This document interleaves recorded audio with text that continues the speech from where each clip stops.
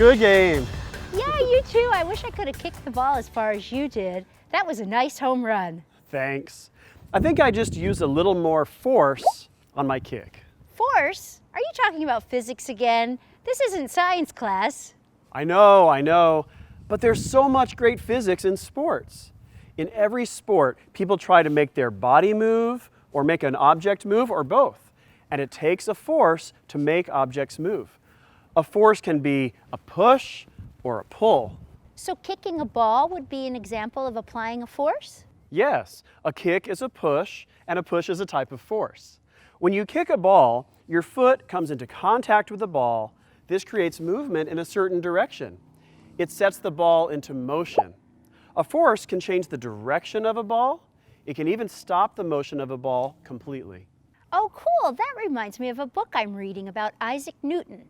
He was a British scientist who lived a few hundred years ago. You know, the one who got bonked on the head by a falling apple?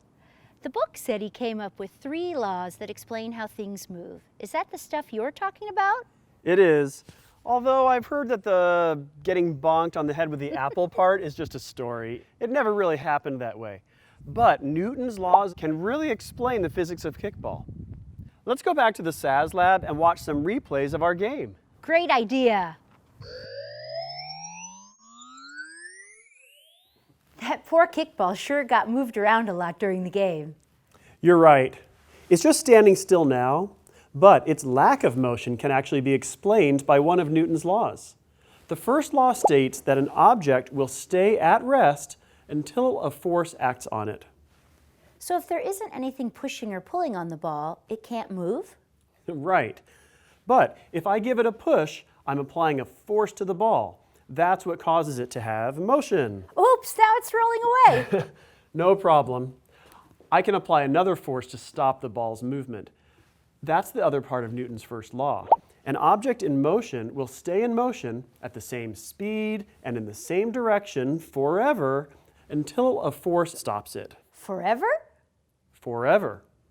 But in reality, that never happens because there's always some force that makes an object change direction, speed up, slow down, or even come to a complete stop. It seems like objects really just want to keep doing what they're doing. Yeah, something like that. Objects tend to resist any change in their motion. This is called inertia. Let's take a look back at the game today. Maybe we can see some examples of Newton's first law. Okay, here's Max up to kick. Mia is about to pitch the ball. That's a perfect example of Newton's first law. Oh, right, because an object that's not moving stays at rest until a force acts on it. The pitcher isn't doing anything with the ball yet. Right. The ball's inertia makes it stay at rest. But now, the pitcher picks up the ball and pushes it to get it rolling. That push is the force.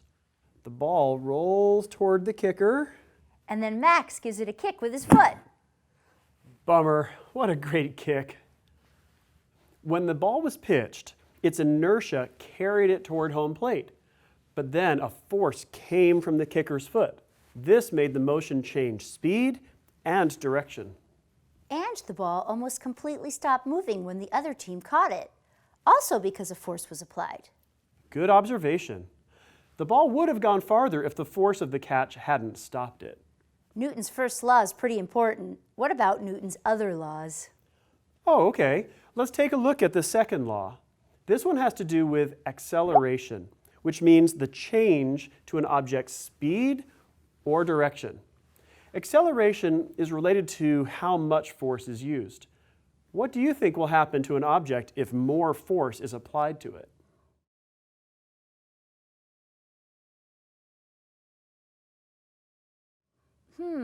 I guess if more force is used, an object will move faster and go farther? Right. An object's motion depends on 2 things: its mass and the amount of force being used against that mass in a certain direction. Mass is how much matter is in something. For example, the mass of this kickball doesn't change. So the more force someone uses on it, the more it will accelerate. That makes sense. During the game, some people gave the ball a good hard kick.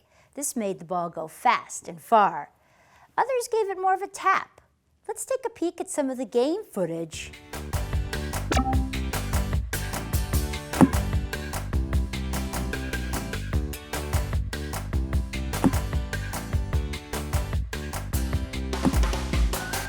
You're right. You see that? The players who didn't kick the ball as hard didn't apply as much force to the ball. The ball didn't go as far or have as much speed. That means it didn't accelerate very much. Bingo! In kickball, sometimes just tapping the ball works out really well. But kicking the ball hard worked best for you. It seemed like you applied a lot of force when you kicked the ball at the end of the game. Didn't that hurt your foot? It was nothing.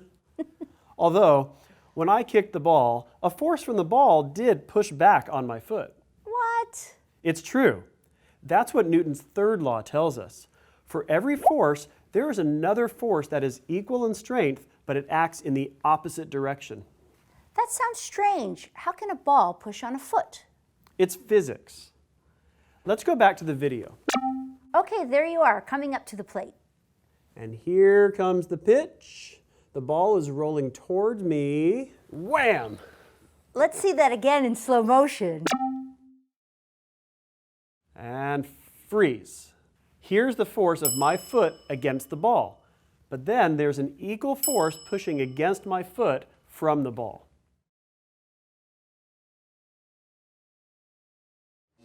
I'm surprised the ball didn't just fly off into space. It went far, but then it came back down. Well, that's mainly because of gravity. That's a force that pulls objects down toward Earth's surface.